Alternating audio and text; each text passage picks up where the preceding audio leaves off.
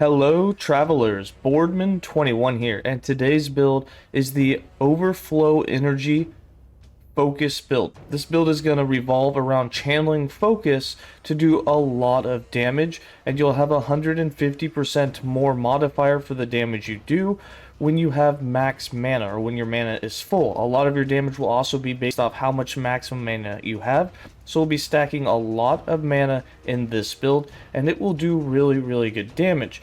We can take out bosses really quick, and we can just channel and face tank all the way through them.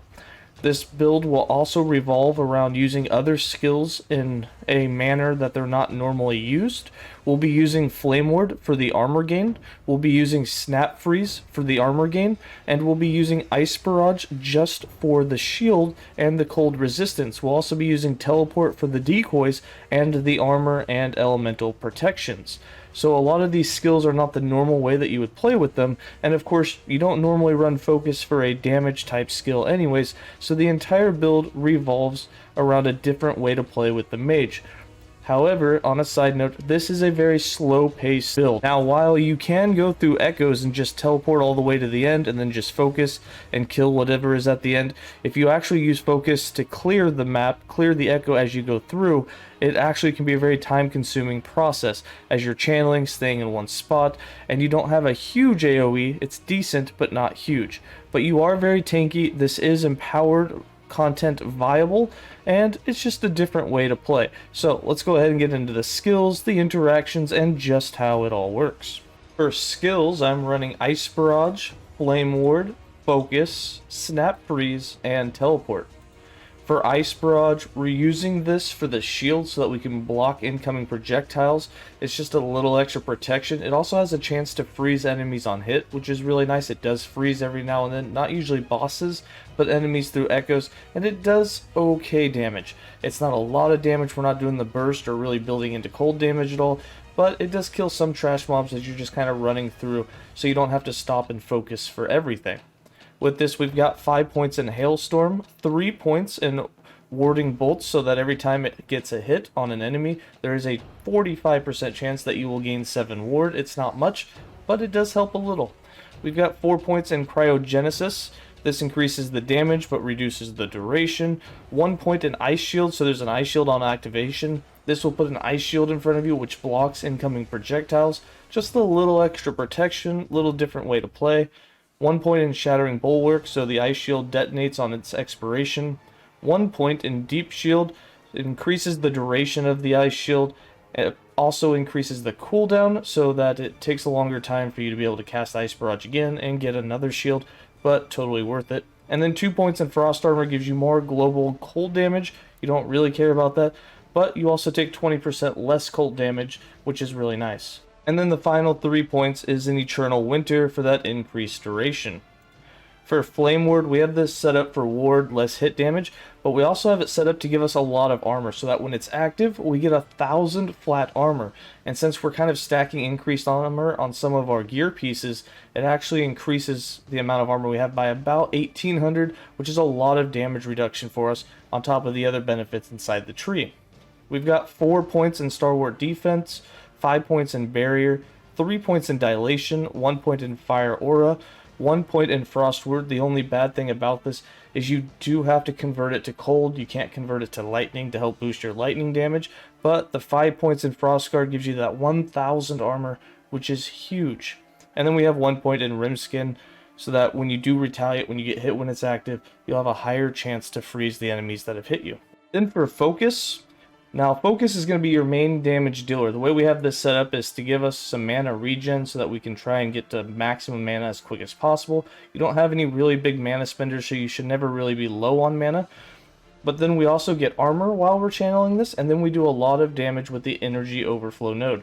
So we've got 3 points in Mana Flooded, 1 point in Desperate Meditation, 4 points in Iron Stance, so while we're channeling we'll gain another additional 400 armor, 5 points in Energy Overflow, so that we get 40% of our maximum mana as lightning damage. So since we're stacking as much mana as possible, which you can stack a lot, especially if you use idols that give you more increased mana, you'll be able to get a lot of mana. You'll get to 700, 800. You can get over 1,000 mana if you really stack it, even if you get more if you have some exalted items with flat mana on it.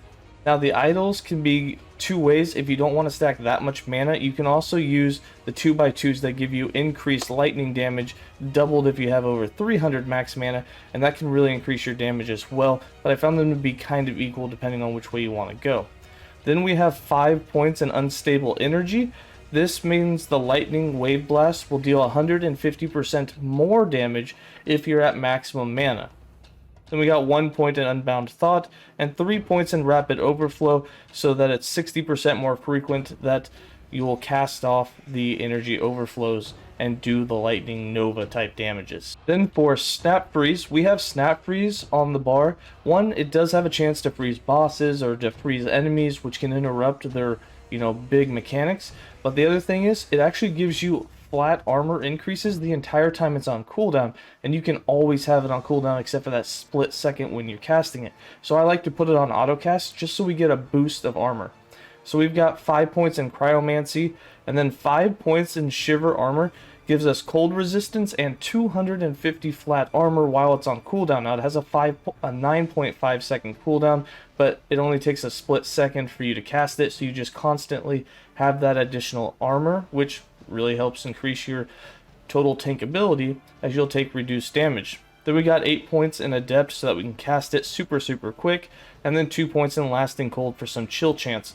Now you don't have to put these here, you can move these points around any way that you want. The only thing that I'm using this for is that 250 flat armor. And then for Teleport, we have this set up for the decoys, as well as to give us some more resistance and more flat armor. So we've got 5 points in Resonant Plasma so that we gain that 25% fire and lightning resistance, as well as some stun avoidance. 5 points in Crystalline Passage gives us another 250 flat armor, as well as 25% cold resist. 1 point in Time Dilation, 1 point in Decoy Position, 2 points in Stable Duplicates, 1 point in Unexpected Copy, and the last 5 points in Elemental Affinity for that 50% increased elemental damage. For passives, I have 26 points in the Mage base class with 8 points in Scholar, 8 points in Arcanist, and 10 points in Knowledge of Destruction. And then we have 87 points in the Sorcerer with 8 points in Calculated Destruction, 8 points in Brainstorm, 8 points in Mana Shell, 10 points in Wisdom, 8 points in Chronomancer, 5 points in Rift Bolt, 8 points in Crackling Precision, 5 points in Arcane Obliteration, 8 points in Elemental Ascendance, 5 points in Archmage, 8 points in Chronomancy, 5 points in Spellslinger, and 1 point in some increased cooldown recovery speed.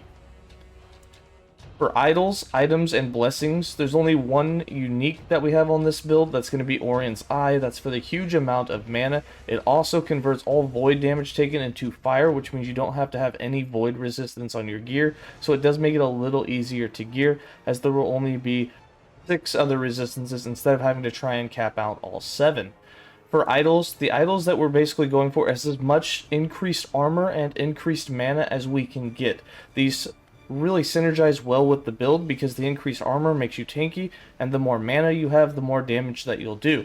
Now you can take these off, and if you have a bunch of lightning damage ones that increase or double the damage if you're over 300 max mana, that will also increase your damage probably higher than you'll get with 4 of these, because you can only wear 2 1x4s and 2 1x3s.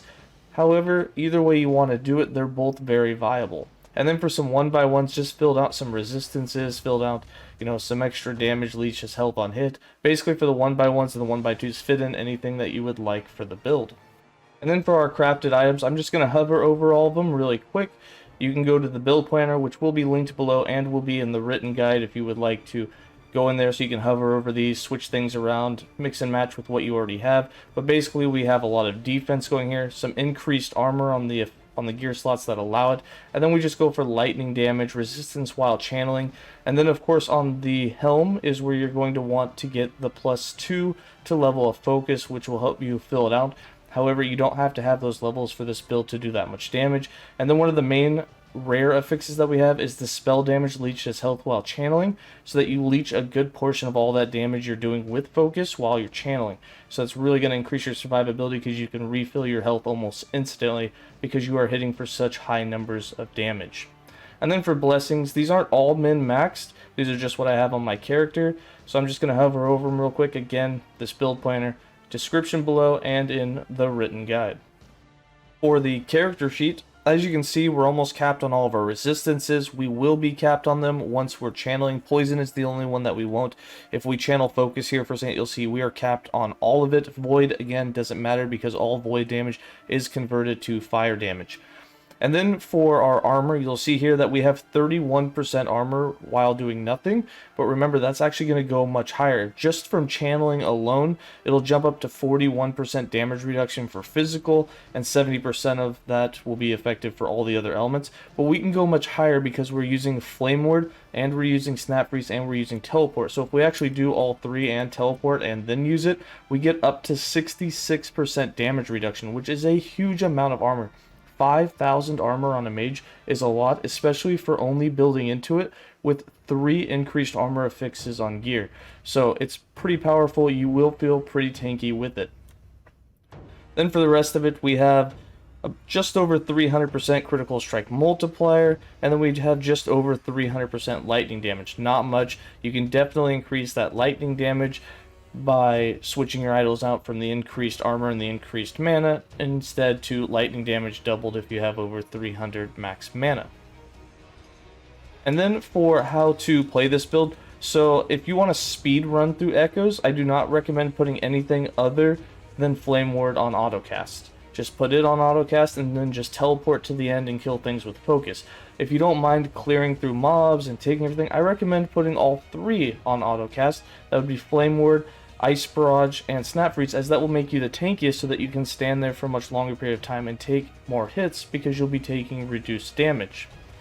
And then when you do that, so if you put all 3 on autocast like I do here, all you'd have to really worry about is just running around, teleport, and then focus. And once you focus, you can see what kind of damage you do here. Once your mana is full, you're doing almost 200,000 damage ticks against the training dummy, which is a huge amount of damage, and it allows you to clear things really, really quick, and you're leeching a huge portion of that since you're leeching a big portion of damage while you are channeling. And that's really it to the build. Now, I would like to add one new section to my guides. A lot of people have been asking for how to level the character, and I'm going to make this one super simple. I don't want to go into too much details. I do have leveling guides. I would not recommend this character for leveling up. It would be slow, it would be painful, and I just couldn't even picture myself doing it even if I was paid to. I would recommend following either my 1 to 75 guide or experimenting on your own, and once you get to endgame, transitioning into this once you have a lot of mana, especially probably over 300 or 400 mana. Maybe if you have Orion's Eye first, just make sure you have a lot of mana that you can stack into it. And this is just kind of more of your board kind of build, because there are other much better mage builds out there. But again, this is just a different way to play, and of course, who doesn't like using skills in a different way just to try them out? That's really all it's for. I would recommend leveling a different way and then transitioning to this just to try it out. And that's going to be it from me. I hope the guide was easy to follow, and as always, stay safe, travelers, and enjoy some gameplay.